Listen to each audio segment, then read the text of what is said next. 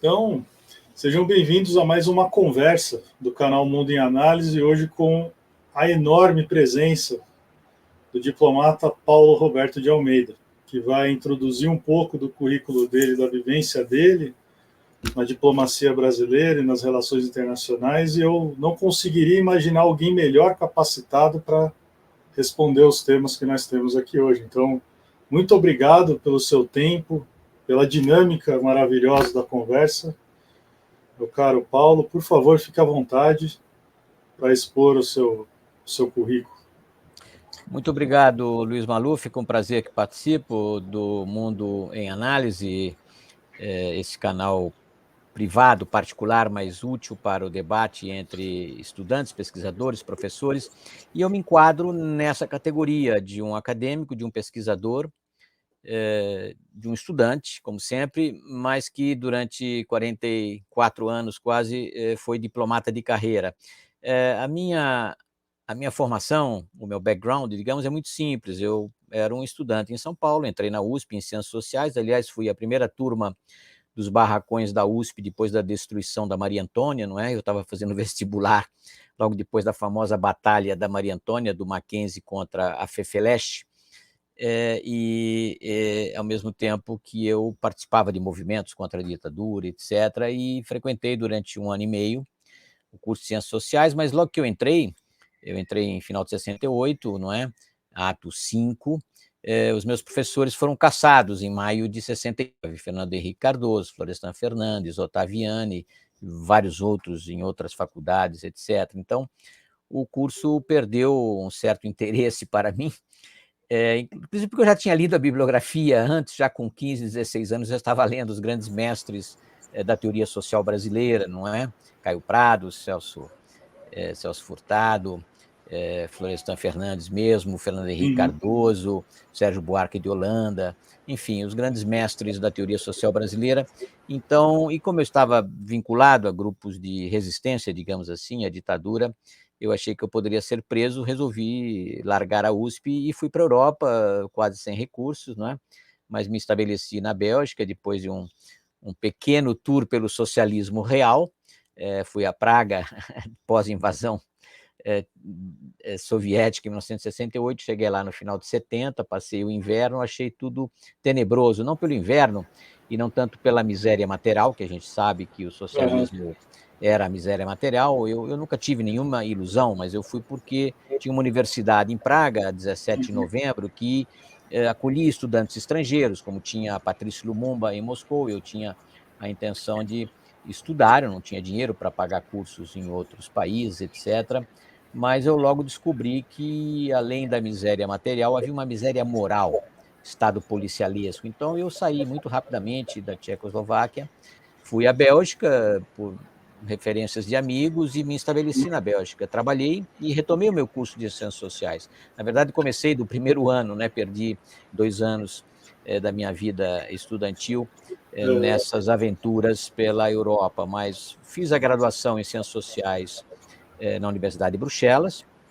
Em seguida, fui para Antuérpia, né, Porto da Bélgica, onde havia um colégio dos países em desenvolvimento, junto à Universidade de Estado de Antuérpia. Fiz um mestrado em desenvolvimento econômico, planejamento econômico, uma dissertação sobre os desafios ao comércio exterior brasileiro logo depois do primeiro choque do petróleo, né? Eu fiz a dissertação em 75, estávamos sentindo as reverberações do primeiro choque do petróleo, em dezembro de 73.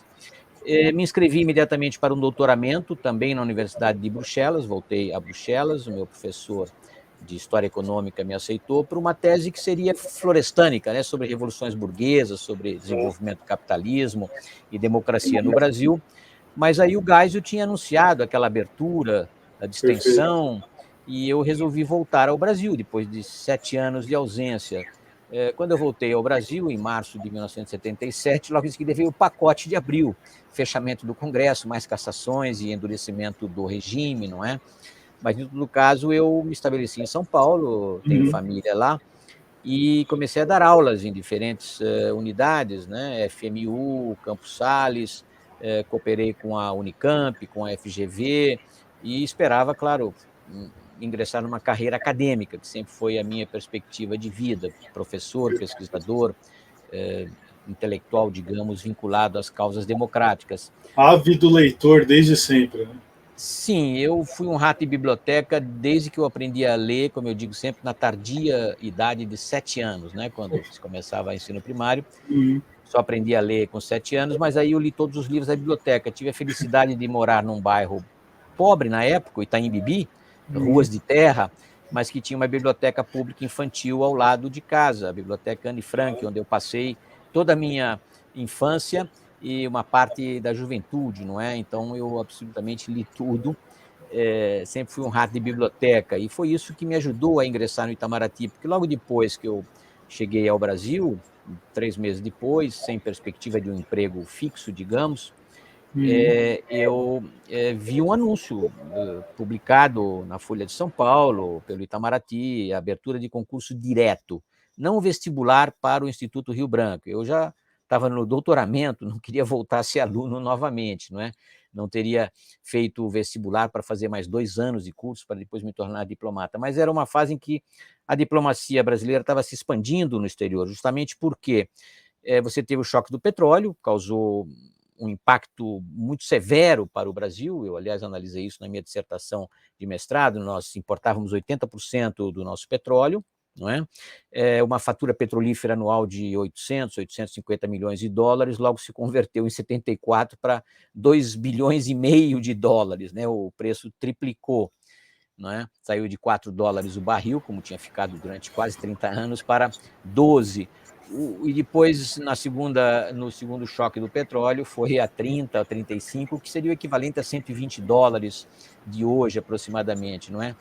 Então, o Itamaraty estava expandindo postos, abrindo embaixadas e consulados no Oriente Médio, sobretudo nos Emirados Árabes, na Arábia Saudita, no Iraque, no Irã, expandindo o serviço, porque era questão de, como dizia o Delfim, exportar é o que importa, exportar frangos, exportar Volkswagen, exportar todo tipo de manufaturado, foi a grande expansão do comércio exterior brasileiro, para justamente pagar a fatura petrolífera, que era muito pesada, não é?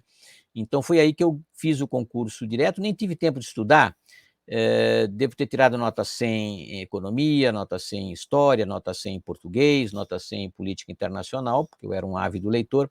Devo ter passado raspando em direito, que eu nunca estudei, e em inglês, que era fraco, mas tirei 100 em francês, e então foi muito fácil entrar no Itamaraty muito rapidamente, e logo no final do ano eu estava trabalhando no Itamaraty. Aliás, eu fiz o concurso direto em outubro de 77, quando o Silvio Frota estava tentando derrubar o Geisel, né? Eu instalado num pequeno hotel da esplanada dos ministérios, os tanques passando em direção ao Forte Apache, né? Foi um dia de muita tensão, 12 de outubro de 77. Aí tomei posse e comecei a trabalhar, não numa divisão de prestígio, porque quem passa em segundo lugar, como eu passei, poderia ir para a divisão das Nações Unidas, muitas viagens a Nova York, a Genebra, ou a divisão de política comercial, não é? Genebra, GATT, tinha tudo isso à minha disposição, mas recebi um convite de um embaixador para trabalhar na divisão da Europa Oriental. Eu ainda era meio marxista na época, aceitei, e o meu primeiro trabalho, preciso tentar recuperar, foi justamente a eleição do Karol Wojtyła, cardeal polonês, como papa, não é? Em 1978. Foi um memorando que causou uma certa impressão no Itamaraty. Eu me lembro bem, porque eu fiz um longo memorando sobre o significado da igreja polonesa, da resistência ao comunismo, e eu sei que é um trabalho que eu preciso recuperar nos arquivos do Itamaraty, porque na época a gente não tinha computador, não é? A gente disputava poucas máquinas de escrever com as secretárias do chefe. Então fiz lá o meu memorando, entreguei, teve uma repercussão, e logo em seguida fui convidado para partir para o exterior. Eu não estava no Brasil nem há 2 anos, fui convidado para seguir um embaixador que queria um diplomata economista para segui-lo para a Suíça, em Berna, né? Que não é um posto importante. Eu, na verdade, recusei, porque esperava ficar um pouco mais no Brasil, era a luta pela democracia, pela anistia, né, 78, 79. Eu, na verdade, fui fichado pelo FNI logo em seguida, porque eu participava dessas reuniões de grupos democráticos e sabia que havia, claro, infiltrados, eles sabiam de tudo, de vez em quando tinha um telefonema lá em casa, vocês vão se reunir tal dia, em tal lugar, né? anos mais tarde eu descobri a minha ficha do SNI nos arquivos nacionais de Brasília. O Arquivo Nacional de Brasília tem todo digamos, um diretório do SNI. Eu vi lá a minha ficha, diplomata subversivo, Poxa. escreveu sobre diplomacia brasileira em favor do candidato Euler Bentes Monteiro, que era o general em oposição à eleição indireta do Figueiredo, que ele não iria ganhar, claro, eu sabia, mas ofereci lá meus textos sobre diplomacia e fui fichado pelo SNI, com muito orgulho, diga-se de passagem, não é? Sim. Mas logo em seguida recebi esse convite, eu hesitei, recusei, mas a minha mulher, que estava grávida, achou melhor a gente sair do Brasil, porque você ainda tinha atentados da extrema-direita, né? Você teve atentados contra a Associação Brasileira de Imprensa, OAB, e mesmo em 82, eu estava na Suíça, aliás, em 82, teve aquele famoso atentado no Rio Centro. Então, como eu estava envolvido nessa resistência novamente, a minha mulher resolveu sair e lá fomos para Berna. Foi muito interessante porque o meu doutoramento, que eu tinha começado em 76, interrompido em 77, estava parado, mas na placidez de Berna, em que você tem uma pequena embaixada, mas de lá eu seguia os assuntos do Fórum Econômico Mundial. Fui um dos primeiros participantes de uma das primeiras reuniões do Fórum Econômico Mundial. Me lembro de eu ter acompanhado o Maílson da Nóbrega, que era assessor internacional da Fazenda, quando o ministro Hernani Galvez, ministro da Fazenda, foi a Davos, em 1981. Eu fui junto, fui a Davos naquele inverno todo, assisti então o fórum. Segui os relatórios do BIS, do Banco Internacional de Compensações, extremamente relevante, aprendi muito. Segui toda a política energética da Suíça e também a política financeira, porque na época estava construindo Itaipu. Aliás, o meu embaixador, o que me convidou para ir para Berna, ele tinha estado no Paraguai, tinha sido um dos negociadores de Itaipu, que foi extremamente relevante, não é? Acordo Brasil-Paraguai, a binacional, e ele esperava ir para Buenos Aires, só que a confusão com Buenos Aires era tão grande que o Silveirinha resolveu mandar outro embaixador da confiança dele, e o nosso embaixador ficou muito desgostoso, foi para Berna, foi o seu último posto, mas aí ele queria um diplomata economista, e então foi muito interessante, porque na parte energética da Suíça você tinha algumas centrais, digamos assim, nucleares, mas a grande empresa ASEA Bramboveri, uma empresa sueca e suíça que fornecia geradores para Itaipu. E eu, mais de uma vez, também participei de negociações de financiamento, porque Itaipu não foi financiado pelo Banco Multilateral ou pelo BID, foi todo em syndicated loans de bancos. Foram milhões de dólares em consórcios de bancos, de 100 bancos, 150 bancos. Então, todo esse mundo financeiro, econômico, energético, e a neutralidade suíça, o debate sobre a ONU, algumas vezes em Genebra, eu fui, não é? Em Lausanne, Zurique. Aí eu também retomei a minha tese de doutoramento, fui algumas vezes a Zurique, onde estava o meu amigo Sérgio Paulo Rouanet, embaixador, mas cônsul em Zurique, mas para ir ao Social Archive. O arquivo social de Zurique era onde o Lenin tinha ficado durante 3 anos, durante a Primeira Guerra, né? Onde ele se refugiava para ler. Eu também fui ao Social Arquivo, porque a minha tese era sobre as revoluções burguesas, sobre o capitalismo, sobre o desafio do marxismo e tudo mais, não é?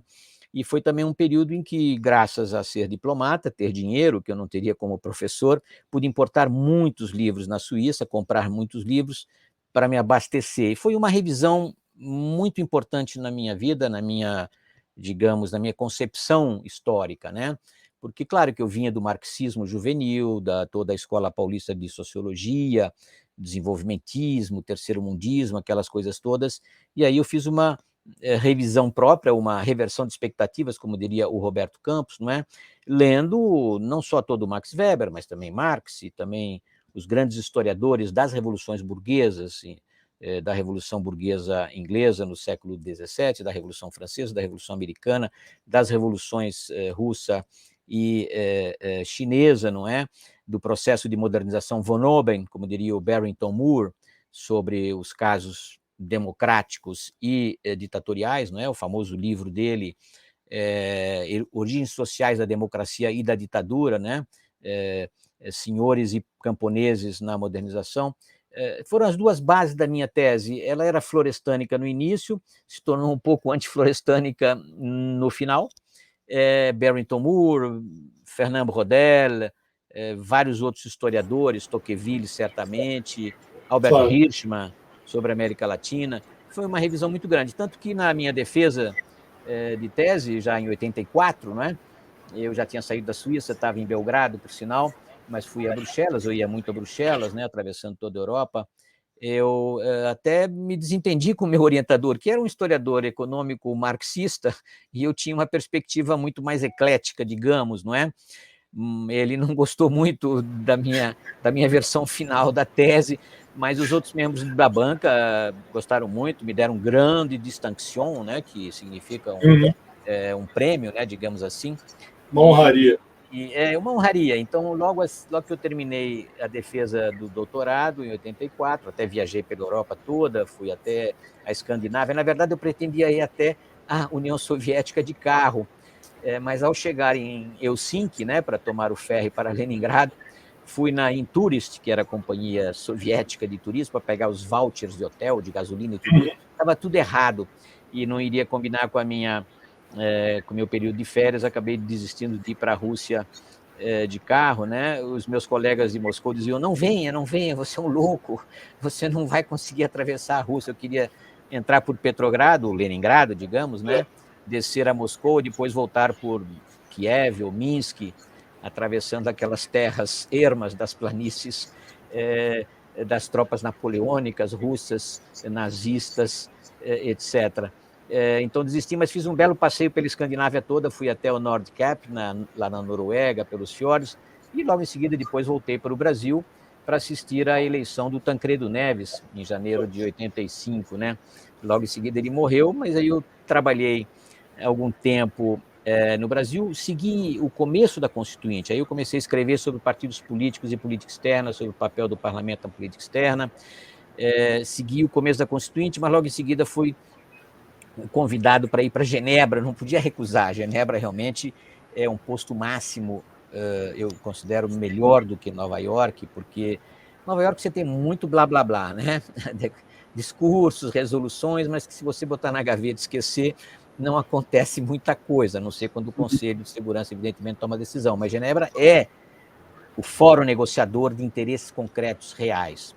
E eu confesso a você que, apesar de eu ser um grande leitor de história econômica, de economia, de história em geral, de relações internacionais, eu aprendi mais em Genebra em 3 anos de negociações do que nos 10 anos anteriores da carreira, né? Entrei em 77, em 87 estava em Genebra, Chernobyl tinha acontecido um ano antes, né?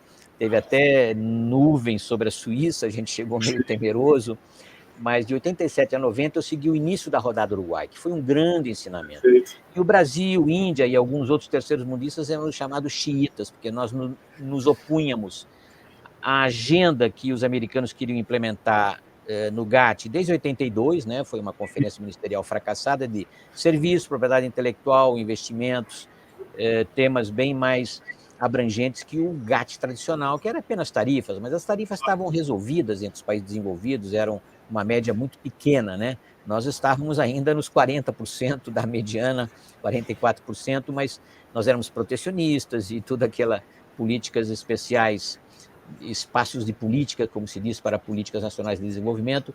O Brasil era um dos xiitas. Então, durante 3 anos, 87 e 90, nós resistíamos. E, na verdade, durante esses anos, eu também tratei de propriedade intelectual na OMP, tratei do G77 sobre diferentes temas de tecnologia e de negociações. Então, eu aprendi que o mundo não é aquele 2 blocos separados, né? Desenvolvidos e não desenvolvidos. Ainda tinha o grupo socialista, claro, e ainda tinha a China, que eram 4 grupos à parte. Mas era mais um contínuo de interesses diferenciados entre os países. E estudando a história econômica, as observações sobre negociações concretas, eu via que o mundo não se dividia em blocos distantes, norte e sul, e desenvolvimentistas e liberais. Tudo isso era uma bobagem conceitual que não tinha sentido. Então, eu aprendi... Muito mais.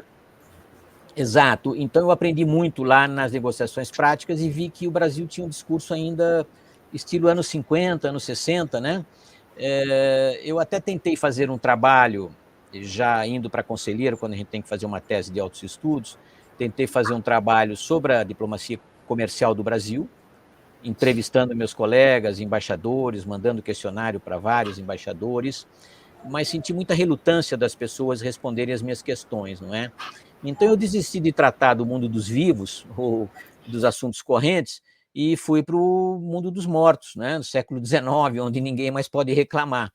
Então eu mergulhei nos relatórios do Itamaraty do século XIX e fiz uma tese sobre diplomacia econômica no século XIX, formação da diplomacia econômica. São um livro que já teve 3 edições, hoje está livremente disponível na biblioteca digital da FUNAG, é só buscar pelo meu nome ou Formação da Diplomacia Econômica no Brasil, as relações econômicas internacionais no Império, que é um grande volume de tudo que você pode conceber como diplomacia econômica no século XIX, diplomacia comercial, né, tratados de comércio, tarifa inglesa, depois tarifa Alves Branco em 44, tráfico, escravidão, imigração, investimentos, empréstimos externos, Brasil como credor no prata, né, Mauá financiando os nossos amigos no prata, e finalmente propriedade intelectual, tudo isso. Como eu sabia que eu iria demorar para fazer o segundo volume, que seria século XX, eu já fiz um longo capítulo final sobre o século XX e já escrevi já sobre o século XX, pelo menos o segundo volume, que seria da República até 45, ou até o GATT, ou até Bretton Woods, mais precisamente, 1944. E um terceiro volume de Bretton Woods até hoje, que eu ainda preciso fazer. Mas o segundo volume já está pronto, mas as estatísticas, as séries históricas da primeira metade do século XX são muito deficientes. Por quê? Você tem quebra, ruptura na Primeira Guerra, né? Quebra do padrão ouro, inflação, mudança de paridade de moedas, desvalorizações agressivas, restrições comerciais. Então, você não tem estatísticas como você tinha para o século XIX, seja em mil-réis, seja em libras, tudo agrupado, comércio, investimentos, finanças e tudo, né? Você tem um caos Uma estatístico. padronização quase impossível. Desde 1914 até praticamente 45, as estatísticas são muito difíceis de você reconstituir séries. Você tem séries históricas, claro, mas você não consegue seguir muito bem o que era mil-réis, o que era a libra britânica, que se desvalorizou, o franco francês e outras moedas. O próprio dólar foi desvalorizado 2 vezes nesse período, né? Então, eu fiz essa tese, mais tarde, já depois de ter voltado de Genebra passei para o Uruguai, que foi um outro posto multilateral. Genebra nós éramos um pouco escorraçados, né? Nós éramos xiitas, porque a gente relutava com esses novos temas da diplomacia econômica multilateral, investimentos, propriedade intelectual, serviços, etc. Já em Montevideo nós éramos grande potência. Eu me lembro que eu sentado lá, sem saber muito sobre integração, sobre a LAD ou sobre a sua predecessora, a Lauck, eu muitas vezes tinha que falar pelo Brasil, quando o meu chefe não estava, né, embaixador Rubens Barbosa novamente, tinha viajado ao Brasil, ou estava na presidência da ALAD, então eu sentava na cadeira do Brasil, então falava o que eu achava que podia falar, com o conhecimento que eu tinha adquirido na observação, na leitura dos textos, no estudo dos acordos, e de vez em quando tinha lá um uruguaio, um paraguaio, el delegado de Brasil tiene razão, né? Pela primeira vez eu me senti uma grande potência no Uruguai, né? Viajei muito pelo Cone Sul, claro, estava no Chile quando houve a primeira guerra do Golfo, em 91, não é? Então, eu sempre viajei muito de carro, atravessei toda a Europa, percorri os Estados Unidos várias vezes de carro quando estive lá, então eu aprendi muito. Você aprende muito nas negociações, claro, mais do que nos livros até, porque os livros são conceitos de professores, não necessariamente são fiéis à realidade muito mais mesquinha dos interesses nacionais, não é?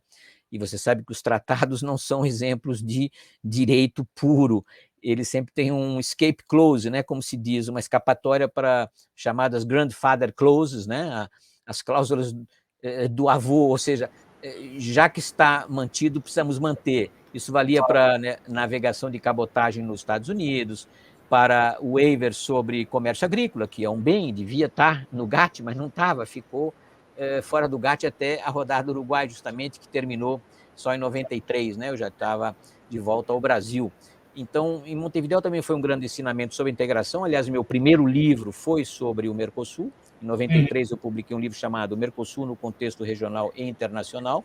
Está livremente disponível hoje, porque é de 93, da fase de transição do Mercosul, as aduaneiras não quiseram publicar novamente, eu deixei, quem quiser, tem muitos livros meus da primeira fase, editoras que fecharam, como a Paz de Terra, ou livros fora do mercado, como se diz, tudo isso eu coloquei na minha página da Academia Pontedou, no ResearchGate, disponível para os alunos, né, diversos livros que eu escrevi. E então voltei ao Brasil, continuei tratando de Mercosul, na Secretaria de Estado, dando uma informação, viajando muito para explicar o que era o Mercosul aos brasileiros, não apenas aos cidadãos comuns, às associações comerciais, Fiesp, etc., mas aos próprios deputados. Eu me lembro que tinha deputado ou senador que queria fazer um Merconorte. Eu tinha que explicar para eles o sentido de união aduaneira, que não é exatamente uma zona de livre comércio. Eu sempre falava, olha, zona de livre comércio é um noivado, você tem várias namoradas, como diriam os ingleses, é free sex for all, né? Enquanto que a união aduaneira é mais um casamento, você se compromete a ser fiel, não é? Tem que manter a tarifa externa comum. Tudo isso não era muito conhecido no Brasil, porque o Brasil sempre foi introvertido e protecionista, né? Então o Mercosul foi uma etapa importante da mini globalização regional, preparando para a nossa inserção na economia global. Infelizmente não foi isso, e muito se deve ao protecionismo brasileiro, mais ainda ao protecionismo argentino e ao desvio dos objetivos do Mercosul no governo Lula, não é? Enfim, então essa é a minha carreira. Eu fiquei em Brasília algum tempo, depois fui para Paris, aí cuidei de Clube de Paris, né? Muito importante para saber os créditos oficiais. Cuidei de OCDE, apesar de nós não sermos membros, nós éramos membros do Centro de Desenvolvimento, um think tank da OCDE, mas eu coloquei o Brasil em vários comitês, como observador, claro, vários comitês, comitê de comércio, comitê de administração, comitê de educação. Coloquei até numa coisa tipo cartel, que era o comitê do aço, que era a divisão que se fazia, assim você tinha para os têxteis, o aço também tinha um Multilateral Steel Agreement, né? Coisa de cartel, né? Coisa de país que subvenciona as suas siderúrgicas, todo o leste europeu, todo o socialismo, mas também os europeus ocidentais, as siderúrgicas americanas sustentadas por empréstimos públicos, e também nós tínhamos a holding Siderbras no Brasil, né? É uma deformação completa, evidentemente, do que se chama de comércio. É mais um cartel de repartição de cotas, não é? Mas eu coloquei o Brasil em vários comitês, mas voltei ao Brasil rapidamente, né, em 2 anos e meio, saindo da França, fiz essa minha tese de altos estudos sobre formação da diplomacia econômica e estava no Brasil dirigindo diplomacia financeira, muito contente, né, porque cuidava de toda a parte de desenvolvimento e de finanças. Acordos de proteção e promoção de investimentos, que o Brasil tinha assinado vários, Celso Amorim, inclusive, na gestão Itamar, assinou vários, e o PT recusava muito esses acordos. Não só o PT, a direita também recusava aquele soberanismo jurídico, né? Eu ia muitas vezes ao Congresso defender os acordos de investimento, falava com o deputado Guxiquem, por exemplo, Luiz Guxiquem, um dos membros da Troika do governo PT, explicando para ele, olha, nós estamos tentando trazer investimentos para o Brasil, emprego para a classe operária, não é? Exportações para o Brasil. Vocês estão proibindo algo que os sindicatos americanos também não querem, porque eles vão perder empregos lá. Ele entendia, falava, você tem razão, tudo bem, me arrumava encontro com as lideranças do PT na Câmara para explicar o sentido daqueles acordos, das negociações comerciais e depois em seguida da ALCA, não é? Projeto americano. Ele concordava comigo, você tem razão, mas o partido já tomou posição, etc. Ele gostava de mim, tanto que depois no governo Lula me convidou para trabalhar com ele, trabalhei com ele enquanto foi possível, depois ele saiu por estar doente. Eu também me afastei do núcleo de assuntos estratégicos da presidência da República, mas isso já foi 2003, 2006, né? Eu saí logo em seguida do Brasil, porque o Rubens Barbosa me convidou uma quarta vez para trabalhar com ele em Washington. Eu, aliás, recusei também mais uma vez, porque eu tenho uma formação mais europeia, né? Gosto mais da comida italiana, das viagens pela Europa, e aquela visão minha dos Estados Unidos era a visão do sock punk bung, né? Dos filmes de Hollywood, muita violência, muita vulgaridade. Queria que meus filhos se educassem na Europa e não nos Estados Unidos, mas ele insistiu. a minha mulher, mais uma vez, me fez aceitar, então lá fui eu para Washington, e foi um dos melhores postos da minha carreira, porque Washington, claro, não é os Estados Unidos, Washington é o centro do poder mundial. E não importa que os Estados Unidos sejam imperialistas, arrogantes, etc. Você tem todos os think tanks, todas as grandes universidades. Prêmio Nobel, toda semana eu ia lá assistir Prêmio Nobel falando no CSIS, na Carnegie Endowment, no Cato Institute, na American University. Muitas vezes estive na George Washington University. Aliás, li a tese que o Roberto Campos tinha feito em 1947 na George Washington University, na biblioteca da universidade. Fui lá pedir, veio aquele papel, sabe aquelas folhas de carbono de terceira cópia, muito difícil de ler, mas li a tese do Roberto Campos e dei algumas palestras em assim, universidades, fui até convidado para dar aula num MBA de business, né, mas não pude aceitar porque a nossa agenda na embaixada era intensa. Washington é uma mini chancelaria, não é? Todo dia eu tinha que acolher um governador, um ministro, o Pedro Malan, o Armínio Fraga, acompanhá-los no Tesouro, no Departamento de Economia, na US Chamber of Commerce, palestras em diferentes think tanks também, e lá passava todo mundo. Eu via presidentes, vice-presidentes, ministros, toda semana você tinha ou brown bag lunches, né, que você ia na hora do almoço, ou de manhã, ou seminários o dia inteiro. Conheci o John Williamson, né, o homem do Consenso de Washington. Aliás, fiz traduzir o segundo livro deles, After the Washington Consensus, no Brasil, e publicar. Então foi muito intenso e aprendi também muito, e escrevi muito em Washington. O embaixador Rubens Barbosa tinha me feito prometer a ele, jurar que eu não iria escrever enquanto eu estivesse trabalhando com ele, porque Washington é muito vigiada, né? No entanto, eu escrevi e cheguei até a ser punido pelo Itamaraty porque eu escrevia e não pedia autorização. E por que isso? Porque eu sempre escrevi, sempre publiquei, mas tinha que pedir autorização. E as autorizações vinham, às vezes, com censura. O meu primeiro livro sobre o Mercosul, por exemplo, teve vários parágrafos censurados, porque eu falava algumas coisas sobre Paraguai, Argentina, que o Itamaraty achava que não podia estar num livro, né? Então cortaram. Eu fiquei meio irritado com aquilo, censura, às vezes proibição de participar de seminários. Então eu me irritei com isso e a partir de um certo momento, já conselheiro, eu parei de pedir autorização. Ou de vez em quando eu mandava, mas mandava sabendo que não iam responder em menos de 6 meses. Então eu mandava, estava mandado, estava lá na Secretaria-Geral e depois publicava. E artigos no Estadão que eu publiquei, aliás, contra a política agrícola europeia e criticando Lula, que em 2001 foi a Paris para defender a campanha do Lionel Jospin, né, candidato a presidente, perdeu para o Chirac, mas perdeu para o Chirac ou para os... acho que foi para o Chirac, o segundo mandato, mas ele defendia a política agrícola europeia, achava que o Mercosul devia fazer mais ou menos a mesma coisa. Eu falei, isso é uma loucura, nós não temos tesouro para sustentar agricultores funcionários do Estado, como são os agricultores europeus, né, que recebem subsídios deslealmente contra o nosso comércio, subsídios à produção interna e subvenções às exportações. Então foi punido por esse artigo.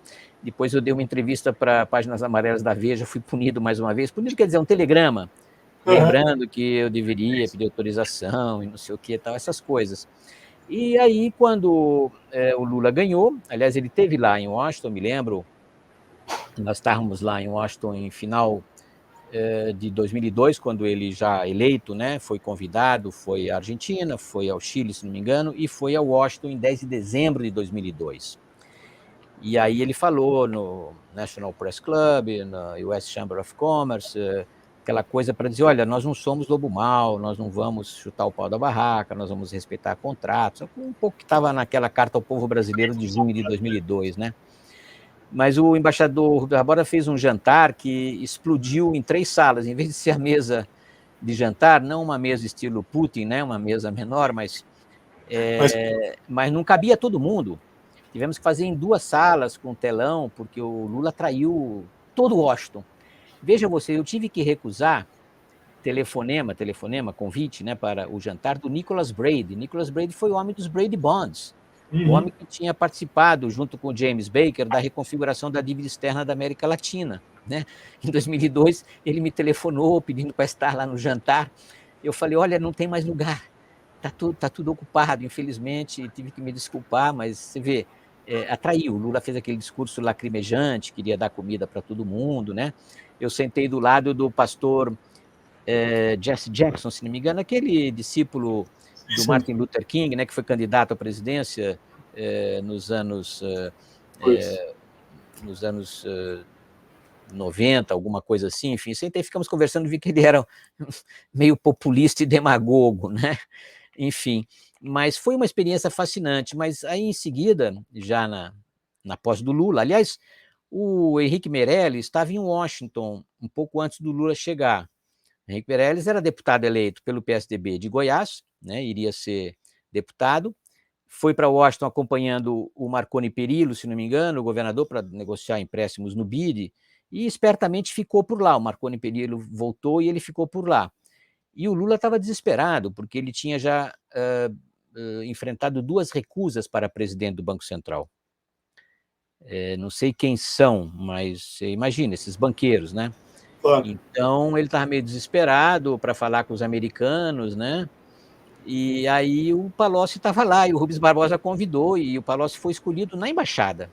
Tiveram uma Uhum. conversa lá no sótão, eu não participei, mas estava lá o Meirelles e o Lula convidou o Meirelles, ele aceitou, deixou de ser deputado para ser presidente do Banco Central. Eu até desconfiava que o Meirelles seria um presidente bizarro do Banco Central, porque ele era um homem de banco americano, né? E sem conhecimento de política monetária, tal. Mas ele foi um bom presidente do Banco Central, a gente sabe disso, mas naquele contexto de que o Lula não chutou o pau da barraca, preservou o tripé econômico-financeiro do malanismo, né, do Armínio Fraga, né, Armínio Meirelles, Fraga, Meirelles trouxe uma estabilidade, pelo menos de percepção, né? Ele ajudou a dissuadir o medo que todo mundo tinha, né? exato, nós estávamos com, vejam vocês, eu já sentia que o Lula iria ser eleito desde muito tempo, porque os banqueiros, tanto americanos quanto brasileiros, que iam para as reuniões do FMI, do Banco Mundial, para Washington, né, só falavam no Lula. O Serra, ninguém queria saber do Serra. Eu falei, bom, o Lula já ganhou, isso vários meses antes, né? E, na verdade, ele, claro, fez um acordo com todo mundo. O José Dirceu apareceu lá em Washington também para convencer os americanos que eles não iriam ser lá os comunistas da América Latina, né? Então foi muito interessante essa transição e o Meirelles até fez uma boa gestão, porque, claro, você tinha aí o Levi, o Armínio Fraga se entendia bem com o Palocci, não é? Então foi uma transição. Eu até escrevi um livro em Washington, em 2002, antes da vitória do Lula, que já estava pronto em outubro, já prevendo a vitória do Lula, e dizendo mais ou menos o seguinte: olha, companheiros, acabou o socialismo, né? Agora a realidade é essa, tal.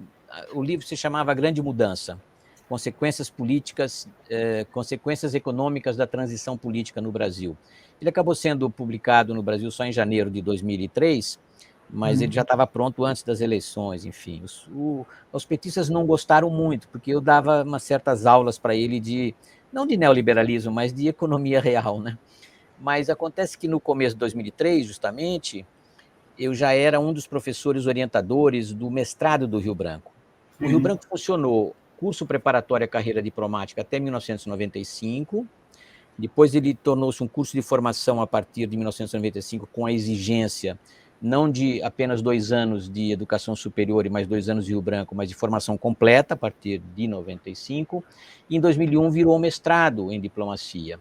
E eu, como era um dos poucos diplomatas com formação econômica e com experiência acadêmica, né, era professor na UNB, no Rio Branco, fui convidado. Então, desde 2001 eu era professor associado ao mestrado em diplomacia do Rio Branco, tirei férias em 2002, vim a Brasília, orientei 6, 7 alunos, voltei a Washington, mas no começo de 2003 recebi o convite para ser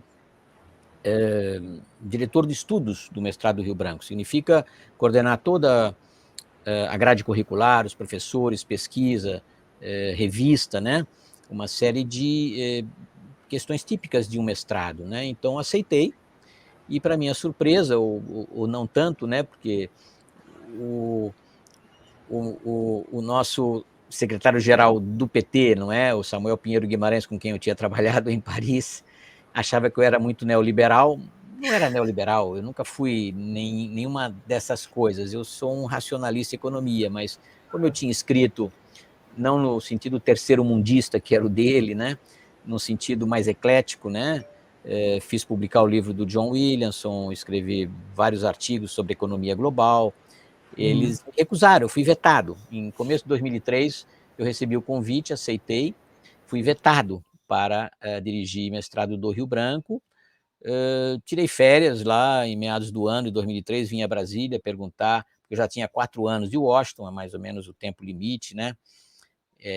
Vim saber o que eu poderia fazer, já que eu não ia assumir o Rio Branco. E aí me disseram na Secretaria-Geral, olha, você pode ficar um tempo mais em Washington, se você quiser, ou então negocia uma embaixada, né, em algum lugar aí, ou seria uma embaixada na Ásia, na África, essas coisas, né. Eu falei, tá bom, então, muito obrigado. Isso foi mais ou menos em junho de 2003, né. Aí o Gushken me chamou, porque a gente mantinha uma correspondência sobre economia global, sobre política, etc.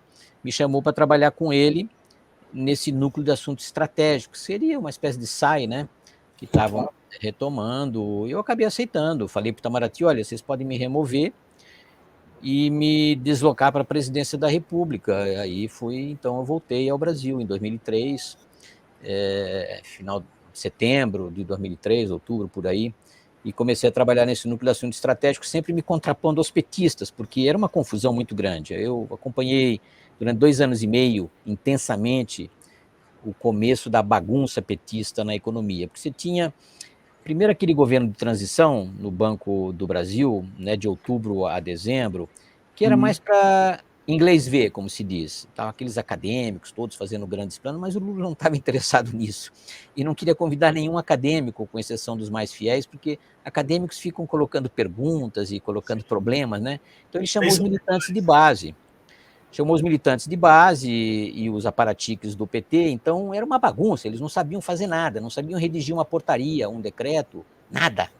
Você tinha que ensinar português para os militantes chinelo de dedo, como eu digo, né? Então eu participava de muitas reuniões lá no Palácio do Planalto, ou onde a gente estava instalado, no Núcleo de Assuntos Estratégicos, e vinha lá os companheiros, eram políticas setoriais, né?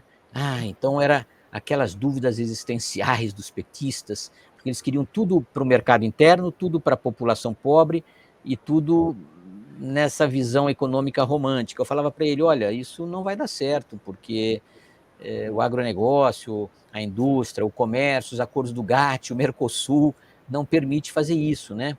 Aí eles paravam, falavam, bom, então vamos fazer uma consulta às bases. Consulta à base é aquelas coisas de juntar ONG para discutir dívida externa, discutir estrada na Amazônia, discutir OGMs, né? Organismos geneticamente modificados, discutir primeiro emprego, política comercial, política tecnológica, tudo eles iam consultavam as bases e faziam aquelas reuniões com banqueiros, industriais, movimentos sociais, uma grande figuração, né? Dá a impressão que realmente era uma decisão democrática, né? Exato. Orçamento participativo, tudo muito figurativo, claro, né? Mas, enfim, essa foi a minha experiência no petismo. Depois que o Gushken ficou doente e saiu, eu me apresentei no Itamaraty, me receberam muito bem lá no gabinete, né? Paulo Roberto, muito bem que você está voltando, que prazer. Olha aqui, eu tenho 3 cargos aí que precisamos escolher rapidamente. E você diz o que você quer, que a gente prepara a portaria, tá? Uma era na área jurídica, eu recusei imediatamente porque não tenho formação em direito, enfim. O outro era uma área geográfica qualquer, enfim, mas tinha um cargo que não era política externa, porque eu sabia que eu iria ter problemas para a política externa do PT. Já tinha publicado artigos sobre a política externa do PT, achava tudo uma porcaria, mas em tom objetivo, claro, em tom acadêmico, né? Outro era na FUNAG, que é uma fundação vinculada ao Itamaraty, mas não na política externa, só para publicações, seminários, etc. Escolhi esse e falei, olha, então eu prefiro para esse lugar, vetado. E permaneci 13 anos e meio sem nenhum cargo no Itamaraty. Vetado. vetado para qualquer cargo, o que é até uma irregularidade administrativa, diga-se de passagem, porque eu tinha o salário de base, claro que não tinha nenhum daqueles penduricalhos por chefia de divisão ou DAS, né? Não tinha nenhum DAS, ganhava tanto quanto um secretário, e não tinha cargo, mas não me puniram mais, porque aí eu ficava na biblioteca, e fiquei lendo, escrevendo, publicando, provocando os petistas, né, nas questões das bolivarianices deles, dos erros em política econômica, e assim foi até 2016, quando eu fui realmente chamado, depois do impeachment da Dilma, eu fui chamado para assumir um cargo na FUNAG, no IPRE. E eu sabia que eu iria ser defenestrado logo ao início do governo Bolsonaro, sabia disso, me preparei. E aí fui para a biblioteca novamente e aí passei a escrever livros. Meu primeiro livro se chamou Miséria da Diplomacia, Destruição da Inteligência no Itamaraty. Eles continuaram estúpidos, né? Eu escrevi um segundo livro chamado O Itamaraty num Labirinto de Sombras, né? Aquela coisa do Minotauro. Eles não cansam do material, né? Porque eles me davam toda a matéria-prima, né? Estava tudo pronto para eu falar as bobagens que estavam fazendo. O Ernesto, Eduardo Bolsonaro, Felipe Martins, Olavo de Carvalho, com quem eu debati algumas vezes, né? Mas era muito triste, né, ver a decadência, como você diz, da política externa brasileira. Depois eu escrevi um último livro, um terceiro livro chamado Uma Certa Ideia do Itamaraty. Essa é uma frase do De Gaulle, né, que tinha uma certa ideia da França. Me arvorei da frase do De Gaulle para fazer Uma Certa Ideia do Itamaraty, que aí já não tratava mais tanto da política bolsonarista, que era uma porcaria, mas tratava de um planejamento pós-Bolsonaro. E finalmente fiz um quarto livro que se chama O Itamaraty Sequestrado, assim que o Lau Ernesto saiu, né, que foi o Itamaraty Sequestrado 2018, que ele começou já em 2018, 2021. E finalmente um último livro que saiu agora, saiu há 6 meses atrás, enfim, chamado Apogeu e Demolição da Política Externa, que aí é uma análise mais abrangente, cobrindo o período do Fernando Henrique e do Lula e a miséria do Bolsonaro. Essa é a minha trajetória pessoal. Pequenininha, né? Sucinta, tranquila. Eu queria fazer um adendo aqui, que como citou 2 vezes a vossa esposa, da qual eu sou fã, então, casado com a digníssima, incrível historiadora Carmen Lícia Palazzo. Ela que me fez aceitar Berna, que me fez aceitar Paris, que me fez aceitar, porque ela queria fazer um doutoramento em Paris, que me fez aceitar Washington, né? E que me fez viajar, porque ela é muito mais nômade do que eu. Uma grande apaixonada também pelos viajantes na Ásia, né? Então, produz incansavelmente a respeito. Então, é um casal incrivelmente capaz de produzir material assim incansável, né? Incansável. Então, ó, tá vendo? De trajetória, só de introdução aqui, ó, 50 minutos. Só um pequeno caso, veja, eu nunca pedi nada para ninguém, nem para ser promovido, nem para ser removido, sempre recebi convites, alguns eu recusei, outros eu aceitei. E em em 92, 93, voltei de Montevidéu, estava em Brasília, né, quando foi lá o impeachment do Collor, assunção do Itamar, e o Celso Amorim, que seria secretário-geral do Itamaraty, sob o José Aparecido, que acabou desistindo, ficou como embaixador em Lisboa, ele assumiu depois. E aí eu estava há pouco tempo, estava em Brasília há 1 ano apenas, né? E o Celso Amorim tinha um certo ciúme de mim, né? Porque eu escrevia, publicava. E aí eu lancei em Brasília a Revista Brasileira de Política Internacional, que eu tinha salvo de um desaparecimento no Rio de Janeiro, uma revista que surgiu em 58 no Rio de Janeiro, estava decadente, ia desaparecer em 92, eu trouxe para Brasília. E lançamos o primeiro número de Brasília em 93 no gabinete dele. Ele gostou muito, tal, mas aí ele me perguntou: Paulo Roberto, quais são os seus planos? Eu falei: olha, ministro, eu não tenho planos, eu cheguei aqui há 1 ano e pouco de Montevidéu, penso ficar, trabalhar sob a sua gestão, tenho muita coisa a fazer, quero aproveitar a minha experiência de Montevidéu para escrever muito, estou publicando um livro sobre o Mercosul e pretendo ficar, mas você não tem planos para sair, etc. Eu falei: olha, eu não, mas a minha mulher, a Carmen Lícia, que ele conhecia também, está fazendo um doutoramento sobre viajantes franceses no Brasil, séculos XVI a XVII. E aí eu estava até dando aula já em Brasília, aí ele me removeu para Paris, sem que eu pedisse. Em uma semana saiu a minha remoção, sem que eu pedisse. Até causou problemas, porque eu estava dando aula, tive que me separar, a Carmelissa quis ir, claro, mas eu até perdi dinheiro, porque você, quando vai para o exterior, você recebe uma ajuda de custo, que é um salário e meio para pagar móveis, né, o seu Claro. novo automóvel, etc.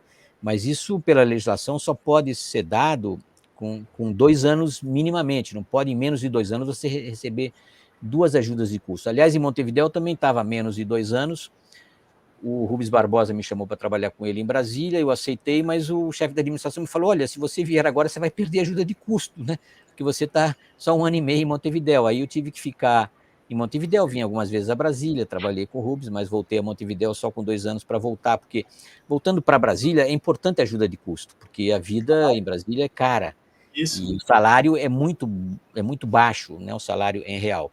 Mas em Paris, não. Em Paris eu dispensei ajuda de custo porque 1 mês ou 2 de salário em dólares, né, que você recebe no exterior, compensa o que você iria ganhar de ajuda de custo. Então eu vim, comprei meu carro, eu me instalei e foram mais 2 anos e meio muito frutuosos em Paris. Então essa acaba a minha apresentação.